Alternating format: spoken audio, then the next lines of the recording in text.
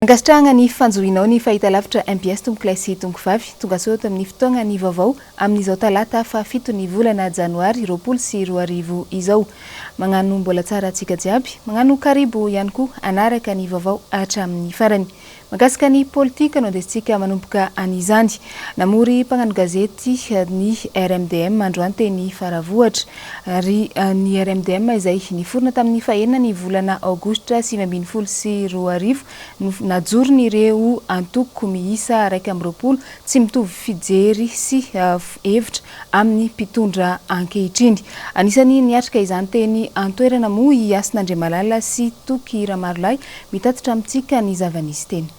Ny fantoka tanteraka amin'ny fahitany ny raharaham-pirenena ankehitriny ny RMDM sy fanehoany ireo pirofo manambara fa mizotra amin'ny lalana tsy tokony izorany firenena amin'izao fotoana izao.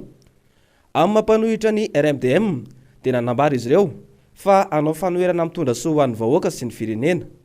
Noho izany, zony ny RMDM ary arova lalam-panorenana ny fitsikerana ny zavatra tsy mety ataony ny fitondrana izay tsy mitondra voka-tsoa ho an'ny firenena sy ny vahoaka malagasy. Efa nambarana ombenombeny aho fa tsy voaja ny demokrasia ary tsy mbola mipetraka eto ny tena demokrasia. Ny zava-misy ny rahantsika nalala nandritra ny taona iny dia ny fanovana ny lalam-panorenana sy ny statut en opposition. Ary indrindrindrindra tamin'ny 6 septembre 2024 hoy aminareo dia efa mipetraka tsara ilay lalàna momba ny antoko-panohitra efa nazonanay an'ilay récépissé. Izy ireo ihany koa no namolavolana io lalàna io nampandany azy tamin'izany satria teteza mita noho nizay tsy metimety andry reo izy dia hoe hovaina indray ilay lalàna. Ny demokrasia saritsara no tiandrareo apetraka eto fa izay nefa tsy anaiky an'izany efa tena ilaza hoe inona marina no tena misy eto amin'ny firenena ity. Ary mino aho fa dia tena hiasa hiaraka isika anasoavana ny firenena ity na mpitondra na ny mpanohatra na ny mpijery satria misy fotsiny ireo mbola mijery aloha. Efa ataon'ny firenena maro koragna i Madagasikara manoloana ny tsy fanajana ny lalàna izay novolavolainy ihany, tsy fanajana ny rafitra sy fanaovana tsinotsinona ny androm-panjakana izay tsy anana ny mpitondra maro anisa akory no manjaka sy abaribary eto amin'izao. Asin'Andriamalala sy Toky Ramarolay no mitatitra ny andindin'izay.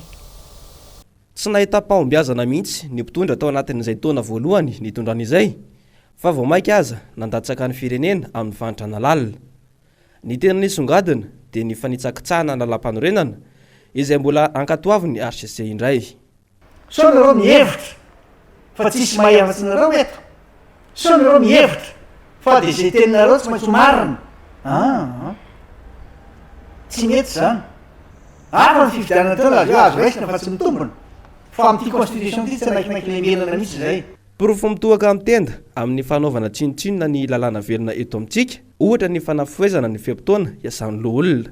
Sady dia nanao fitaraina an'izao ny androm-panjakana milaza hoe mba hazavao aminay mahatonga an'ity fanafoezana ny fotoam-piasan'ny sénateur ty dia samy laza reo fa ara-dalàna io hitantsika eo. Mizotra mankany amin'ny jadona no zavatra iainantsika eto Madagasikara amin'izao, matahotra maneho hevitra ireo olom-pirenena. Etsakilany anefa mijoro kosa ny RMDM.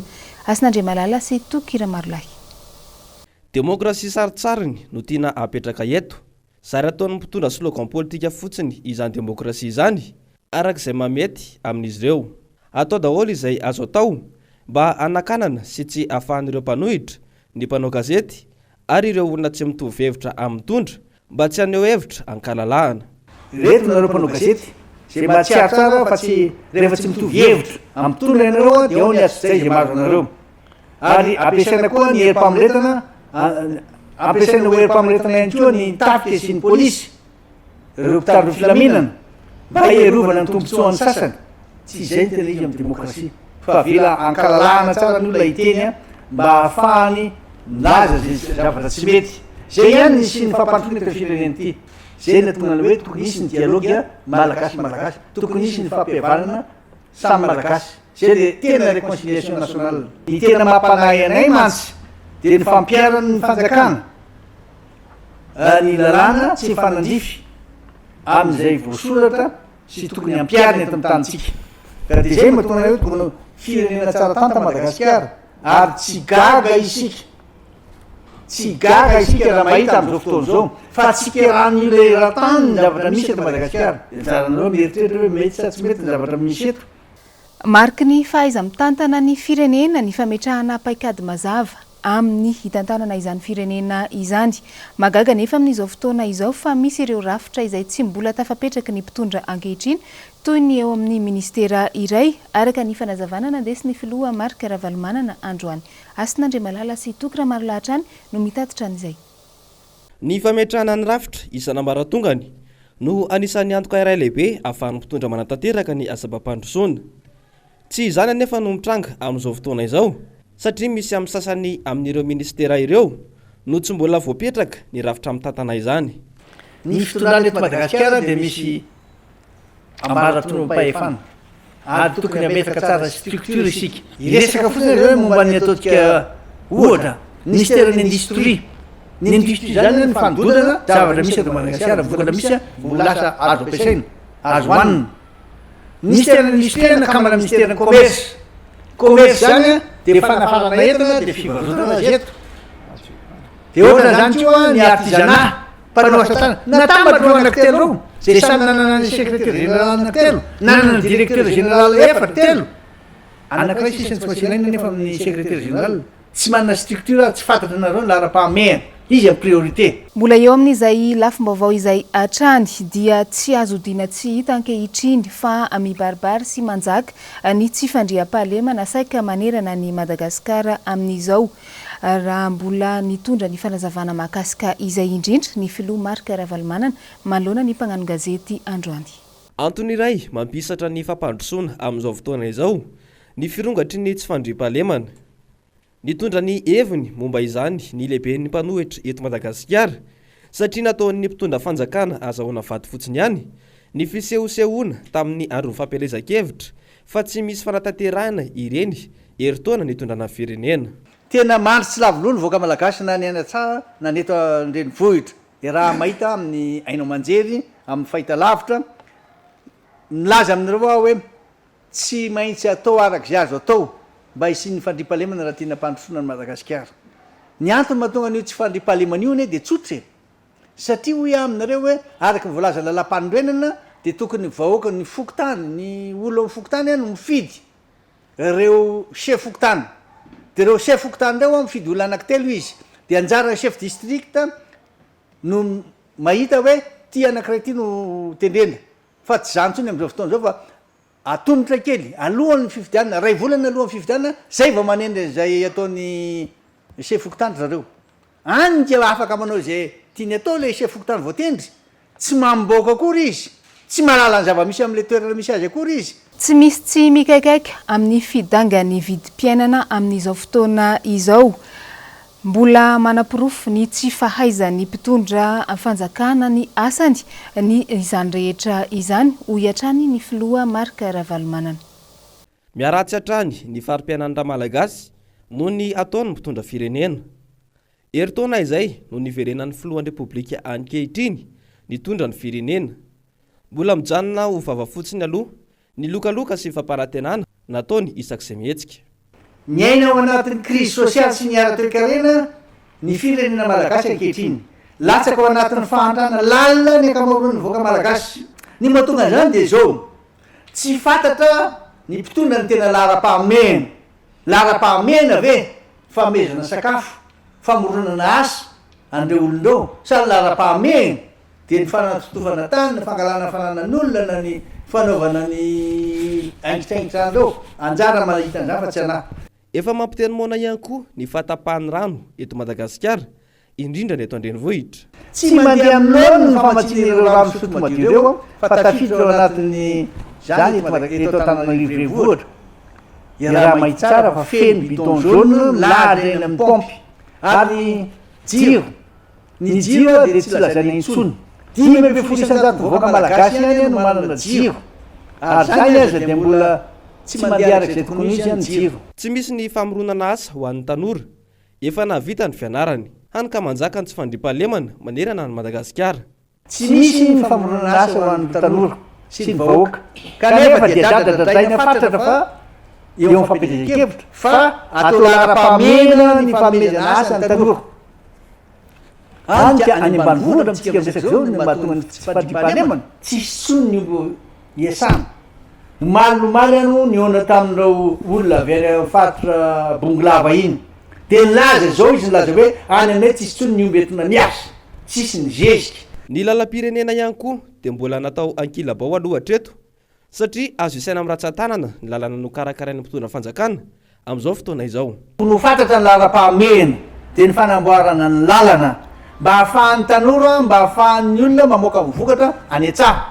Tokony amboarina ny lalana mba hahafahana manenjika an'ireny olon-dratsy reny ary tokony amboarina ny lalana satria tsisy fikojakoja ratsy ony andrisan'izay fotoana maromaro zay tamin'ny nanamboarana azy. Zay ny tokony atao eto fa eto amintsika reo le olona moyenne le classe moyenne mpampianatra tena tsisy asany intsony ny dokotera loza tsisy mpikarakara de eto ny tokony ho tsinjovina aingana de aingana reo le classe moyenne ndreo de eto mbola mamerimberina ray hoe tena tsisy misy ny famatsina fitaovana ireny CSP ireny mba hitsinjovana indrindrindrindra ireo reny mpianakaviana ireo zaza reny sy ny zaza.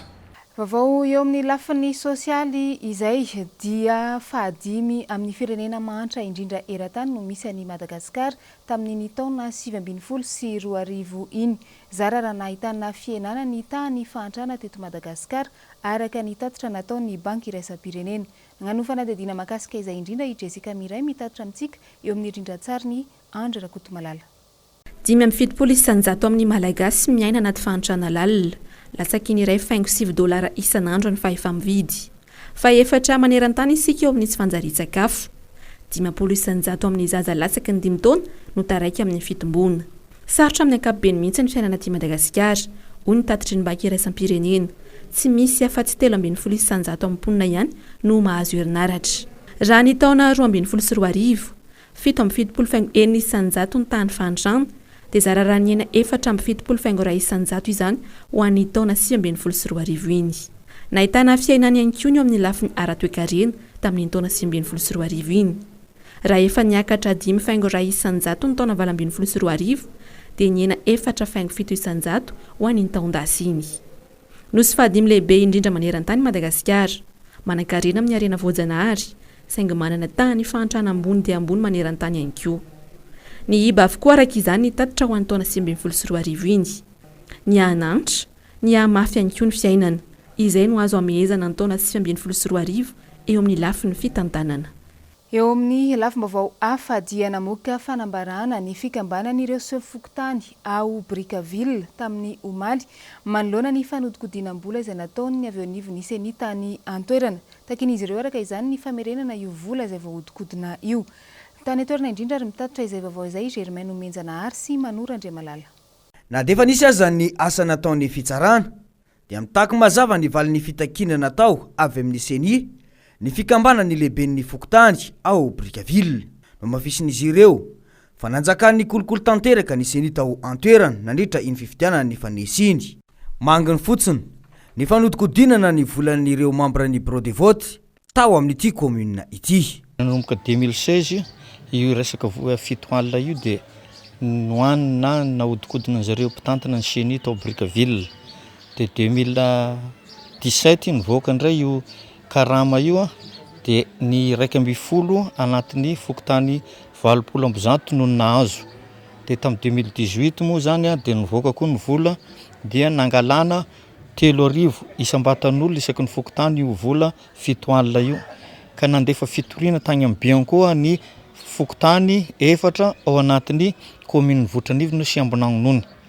Dia azon'ny Biancoa moa zany ny preuve ny état mahakasika io teti-bola io dia nalaina ny photocopie karapanondron'ireo sefokotany tsy nahazo vola reo, hita fa feno osoka ny ny état amina signature plus an'ilay photocopie-na karapanondro amin'ilay numéro-na CIN misy sy mifanaraka amin'izay. Dia rehefa nantsony Biancoa zay solotenan'ny fokotany mahakasika io raha io dia tamin'ny 7 Desambra taona 2019 dia niatrika parquet ny sefokotany sy mpitantana ny senia dia hatreto aloha tamin'ny 19 dia voatana amponja vonjomaika ny lehiben'ny senia eto Brickaville na président Said Brickaville. Koa takinay eto ireo tambiny ivolan'ny sefokotany tsy azo ireo manaraka an'izay dia tokony avoaka ny seni fohy be ny liste mikasika ny karama chef-pokotany sy ny membre bureau de vote nanomboka tany amin'ny présidentielle premier tour deuxième tour indrindra ny députation. Vaovao momba ny ako ny fifidianana farany teo izay hatrany dia samy nahitana tsy fanarahan-dalàna avokoa na ny nandritra ny fampelezan-kevitra na ny andro fanginana mialohan'ny androm-pifidianana na nandritra io androm-pifidianana io araka ny nambara ny safidy. Nametraka fitoriana teny amin'ny fitsarana miady amin'ny fanjakana izy ireo ary tamin'ny zoma lasa teo no noenoina ny fanazavan'izy ireo teny amin'ny tribunal administratif Anosy makasika n'izay fitakina izay. Ny safidy moa dia sehatra iray mpanaramaso ny fifidianana eto Madagasikara. Horatsika ny andindin'izay eo amin'ny rindran-tsary ny tahiriny anarana ary ny rino. Trangana tsy fanarahan-dalàna nataona kandida nandritra ny fampelezan-kevitra, ny fampiasana fitaovam-panjakana sy ireo mpiasam-panjakana. Nandritra ny andron'ny fifidianana kosa dia mbola nisy ihany ny nanao fampelezan-kevitra tamin'ny endriny hafa. Ary ny andron'ny fifidianana tsy karitra ny fisiana fanodinkodinam-bato tamin'ny alalan'ny fanovana ny fitanana an-tsoratra na ny PV, ny fifidianana natao tany amina trano tsy voasoratra ho birao fifidianana ary ny tsy fanajana ny tsy ambaratelon'ny vato. Ireo raha sokajiana telo lehibe ny voarakitry ny fitoriana natao ny safidy teny amin'ny fitsarana miady amin'ny fanjakana. Tamin'ny alalan'ny tatitra azo tamin'ireo mpanaramasony ny safidy manerana ny nosy no nahazona ny pirofo tamin'izany ka nahafahana ny tory ny tsy fetezana nandritra ny fifidianana. Ireo faritany efatra lehibe no tena nahitana ireo trangana tsy fanarahan-dalàna ireo teto Madagasikara dia Antananarivo, Toamasina, Mahajanga ary Toliara. Ohatra ny any Antananarivo zao sy ny any tany Toliara dia nisy ny tsy fanarahan-dalàna sy tsy fanajana izay andro tokony tsy fanaovana fampelezan-kevitra izay. Dia nandritra ny androm-pifidianana 17 novambra indray dia teo amin'ilay fanodinkodinam-bato zany no nahitana pirofo raha ohatra hoe kandida iray nahazo vato ataontsika hoe 300 dia famadika izany lasa ilay kandida tsy nahazo an'ilay izay isa 300 izay no nahazo an'ilay izy fa novaina an'ilay tao anatin'ny fifidianana zany ny fifidianana voarakitra tao anatin'izany. Araka ny mpanaramaso iray dia tsy maintsy miainga amin'ilay vokatry ny fanaramaso zany ilay fitoriana napetraka ary tamin'ireo vokatra amin'ny mpanaramaso ireo dia tsy maintsy nisy ny fikirakirana izany sy ny masotsivana nampiasaina ary tsy manohana miandanina fa na kandida izy na kandida izy nita hoe tsy nanara-dalàna dia tsy manavaka mihitsy zany satria izay tsy fitanilana. Nametraka fitoriana hatrany ity sampana mpanaramaso ny fifidianana ity isaka nisy fifidianana natao teto amintsika na tamin'ny fifidianana filoham-pirenena izany na tamin'ny fifidianana solombavam-bahoaka saingy tsy mbola hita ny fepetra noraisin'ny tompon'andraikitra manoloana izany. Ny alarobia 9 Janoary izao raha ny fantatra no hivoaka ny valin'ny fitsarana ka dia miandry isika izany. Amin'izao fidirana amin'ny taona vaovao 2024 izao dia nanatanteraka fivoriana ny mpitarika ny tima ao Toamasina tamin'ny farany herinandro teo. Anisan'ny votoatiny izany fivoriana izany ny jeritodika tamin'ny taona lasa sy ny fiatrehana ny fiainam-pirenena ankehitriny. Germain Menjanahary sy Manora Andriamalala no mitatitra ny vaovao. Zava-dehibe ny fifampiresahana sy ny fampidiniana rehefa taona vaovao tahaka izao ho an'ny tima ao Toamasina dia isy ny fanatsarana ny fototry ny antoko mba ho fiatrehana indray ny ho avy ny firenena. Tonga avokoa ny mpitarika ao anatin'ny antoko ny fampidinika sy ny fanakalo hevitra ny amin'ny ho avy n'ity antoko tiako Madagasikara ity. Mijoro ny tima Toamasina tsy ho an'ny Toamasina irery andry fa ho an'ny Madagasikara iray manontolo. Ihany tanterahana teto Toamasina androany fa telon'ny volana Janoary moa zany ny fivoriana izay nionana tamin'ireto mpikambana amin'ny tiako Madagasikara ita Toamasina. Fivoriana ny ompana indrindra tamin'ny fanaovana tatitra sy jeritodika ny zavatra vita tamin'iny taona 2024 iny ary nibanjinana ihany koa ny zavatra ho tanterahana mandritra nyity taona 2024 ity.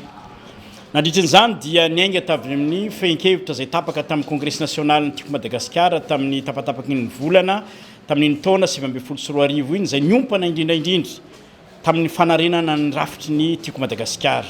zay ho tanterahana ny amin'ity taona ity. Zay nga marany jery-todika fohy natao tamin'ny taona 2024 iny.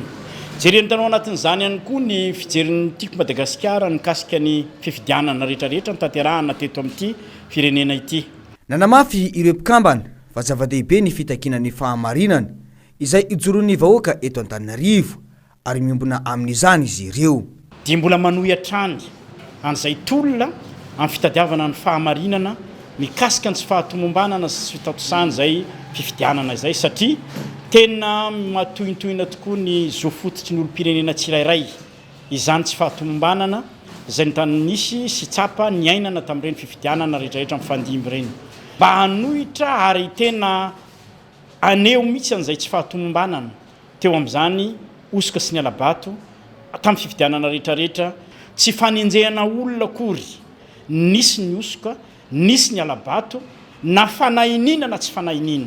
Vaovao mahakasika ny tontolo ny fampianarana kosa indray dia nagnano fanambarana androany ireo mpampianatra sy mpandraharaha eo anivon'ny LMA etsy Ampefilo. Nambaran'izy ireo fa manomboka tamin'ity androany ity haharitra 27 ora ny fitokonana tsy ampianaran'izy ireo hatramin'ny alakamisy ho avy izao. Ny antony moa dia mahakasika ilay mpanigariny izay nampanantenan'ny filoha saingy tsy tonga teny ampelantanan'izy ireo. Mitatotra izay vaovao izay Ravorafy Mahenina sy Andry Rakotomalala. Anaovan'ny IGE na ny Inspection Générale de l'État fanadihadiana avy hatrany ireo tompony andraikitra fantatra fa nanodikodim-bolan'ny mpanigariny teny anivon'ny ministera ka nampiteraka resabe. Hatrany fotony tsy voafehy ny fitondram-panjakana ny kabraraka hita izao fa tsy mitovy hevitra ny ministera sy ny tompony andraikitra ambony sasany nandray fepetra avy hatrany moa ireo mpampianatra teo anivon'ny LMA Ampefilo. 200 fonctionnaires ny LMA 201 fa 65 000 manome 13 millions 065 000 ariary sorabola mifanaraka amin'izany takinay. Ny mpampianatra rehetra inscrit amin'ny augure mira fonctionnaire mira 65 000 ariary fa 9 300 ariary ho an'ny mpampianatra manokana. Noho izany miato ny fampianarana mandritra ny 27 ora manjapahazina ny valiteny mahafapo avy amin'ny fitondra mahefa zay tenanay fa mahava ny olana mianjady aminay mpampianatra.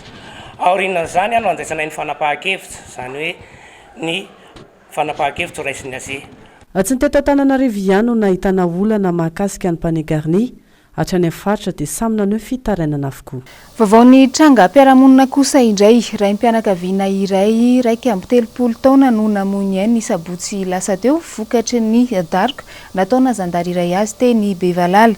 Naneho ny tsy fankasitrahany an'izany ny rain'ilay olona izay namoy ainy indrindra fa ny fihetsika ataon'ny zandary izay manafina ny raharaha. Mbola Ravorafy Mahenina sy Andry Rakotomalala hatrany no mitatotra ny andinindiny izay. Tato anatin'ny herinandro zandary roa no namona faty olona tamin'ny fomba feno ampipiana teny Masimbahoaka. Mitantara ny nanjony zana ny asabotsy teo i Roger ary miantso ny tompony andraikitra mahefa nasazy faran'izay enjana navandoza. Izy andeha ody avy ravany azy dia nisy vehivavy mba izy zany napiaraka. Vehivavy napiaraka izy dia nisy vehivavy ankiray mivadika zany tao aoriana tao dia laza fa tsy nameny volany dia mivoaka zany io lehilahy atao hoe faniry io dia iny no nandaka anazy sady namona nandeha raha daoliny hatrany amin'ny orony hatrany amin'ny fitombenany rehetrarehetra zany potika mihitsy zany nitaova tao anatiny miasa ao amin'ny pista Bevalala dia mivoaka ny vavady izy zany dia nandaka n'le zanako nefa le zanako andeha ody resaka arabola zany ohatrany hoe zay zany nikekakany vehivavy io avato aoriana indray avy eo hoe ananako vola 2 arivo zay zany ny antony namonoana iny. Hafa tsy niaraka taminy fa hafa akoatranazy zany nanaraka vao ary tahaka ny général Valmanana aloha mba ho hita pirofo mazava tsara ary mba hitondra an'izay vokany anina zany ny atao mba ho tanteraka tsara ny ataon'ny mpitandro filaminana eo anatin'izao zavatra zao.